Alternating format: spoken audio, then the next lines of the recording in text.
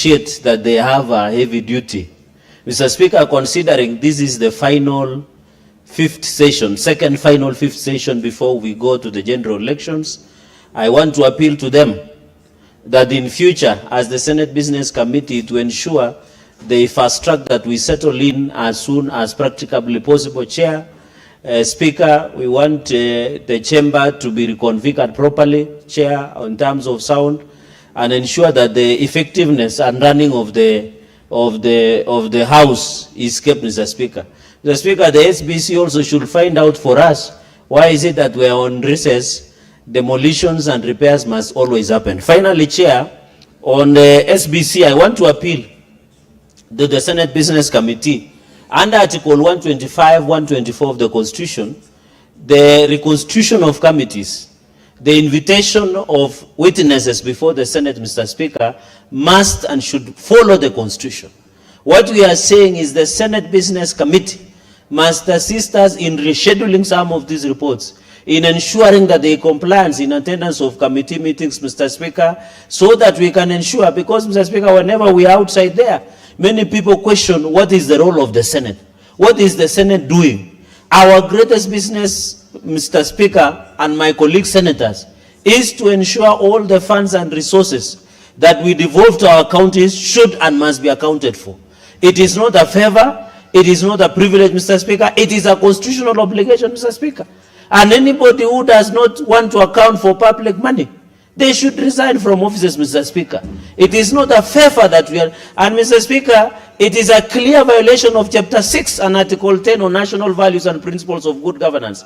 Any money that you given, especially to the governors, Mr. Speaker, they must and should be accounted. In fact, Mr. Speaker, I want to assure them, we will go harder and harder as we demand for each and every shilling. Mr. Speaker, I want to thank you for taking the lead. I watched your speech today as you condoled with Senator Mandago.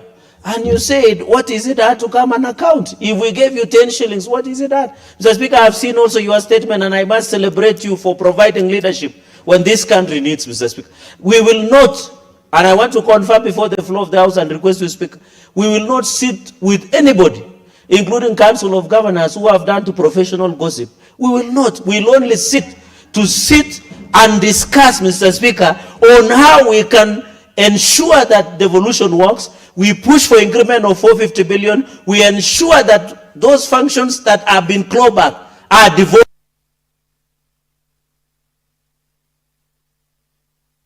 For Nairobi County.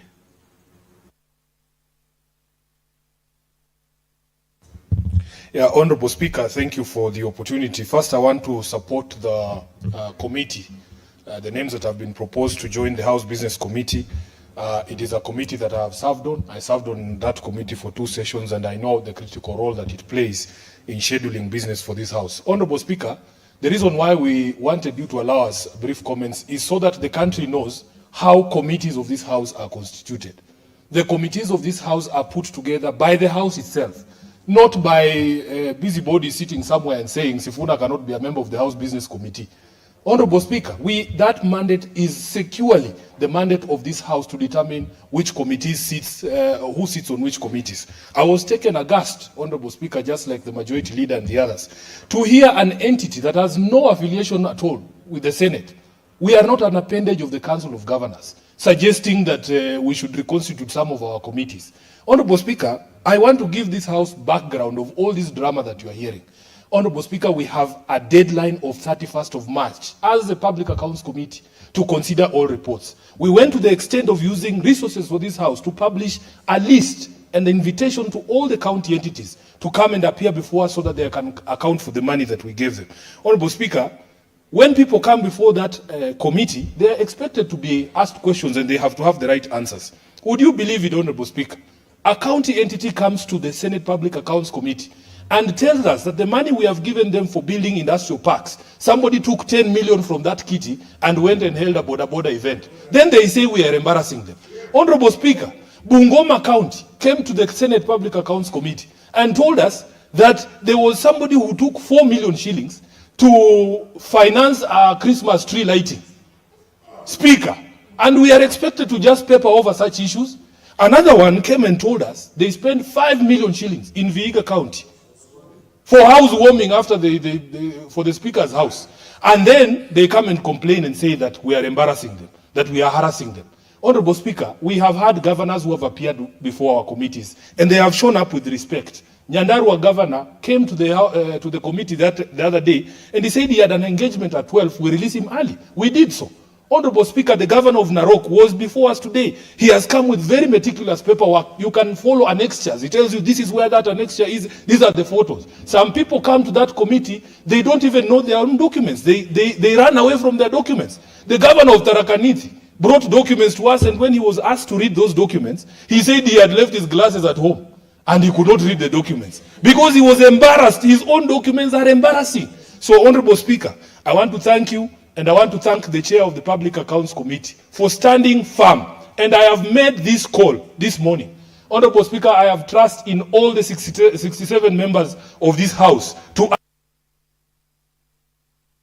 2 minutes, Honorable Senator.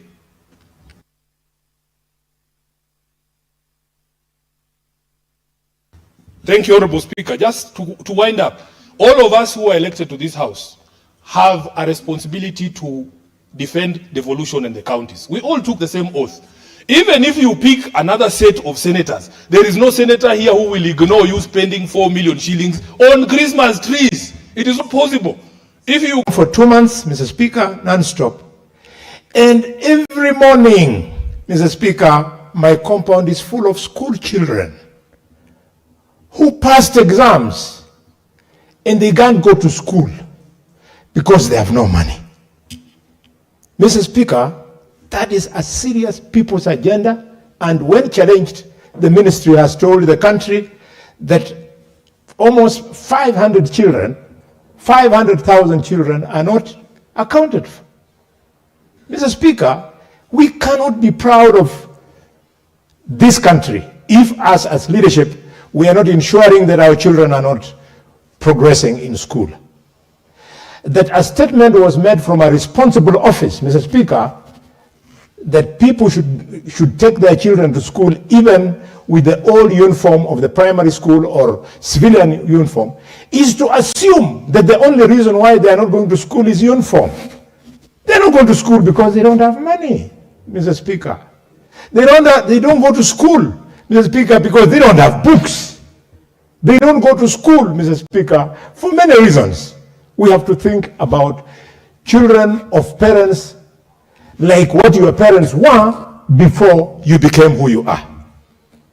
We are messing our country. Mr. Speaker, while at home also, we were visited by a specter, Mr. Speaker, in quiet villages where there are no tear gases, where there are no police land cruisers.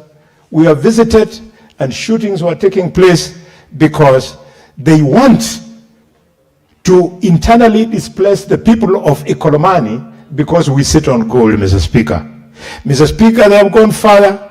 They are proposing to construct a GSU camp in Ikolomani. I beg the government, you are now setting up the country for instability because of gold mining in Kakamega. The gold in Kakamega is several times more worth in terms of return than the oil in Turkana. The oil in Turkana will bring 142 billion shillings, but the gold in Ikolomani has been reported to be 685 billion shillings. Senator Boni, your time is up. I know we have come from a very long recess and we may be rusty. The rule on relevance.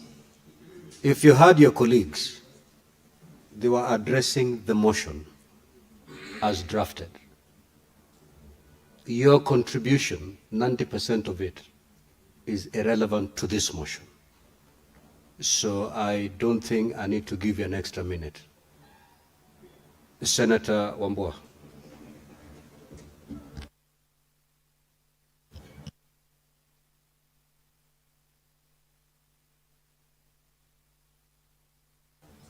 Okay.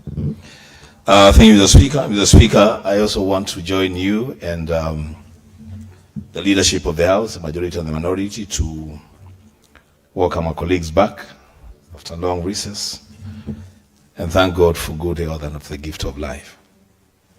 As Speaker, I am in support of the motion to establish the Senate House Business Committee.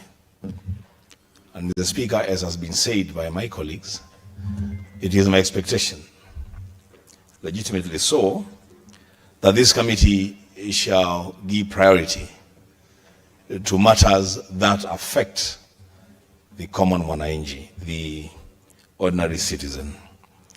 Mr. Speaker, one of the greatest businesses of the House is to prioritize our business, to ensure that there is business on the floor.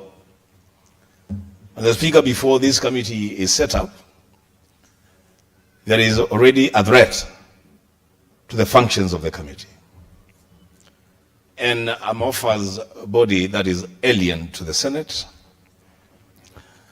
is proposing to potential persons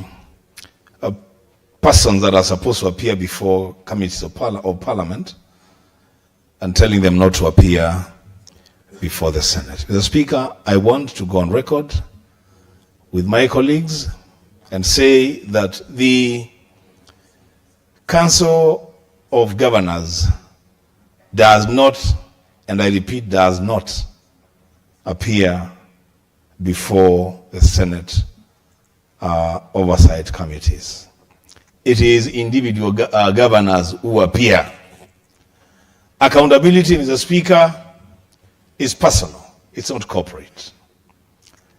Mr. Speaker, I'm very surprised, and I thought the SG of ODM was going to put his member to order, because I know the chair of that council is a member of ODM. I thought the SG was going to put his member to order, that he cannot be so rough and demonstrate such levels of impunity as to incite his colleagues to subvert and suspend the Constitution. Mr. Speaker, the appearance of governors before Senate oversight committees is a constitutional requirement. There is a constitutional deadline to it. By 31st of March every year, the PAC and P committees must have considered the reports of the Auditor General for every county. Mr. Speaker, I must take this opportunity to thank the Governor of Narok and the Governor of Kitui.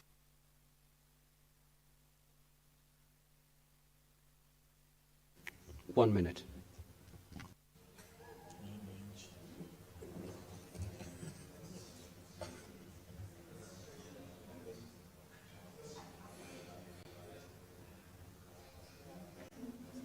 Okay, thank you, Mr. Speaker. So, Mr. Speaker, I want to thank the Governor of Kitui and the Governor of Narok, that even in the presence of that illegitimate directive from the Council of Governors, they understood and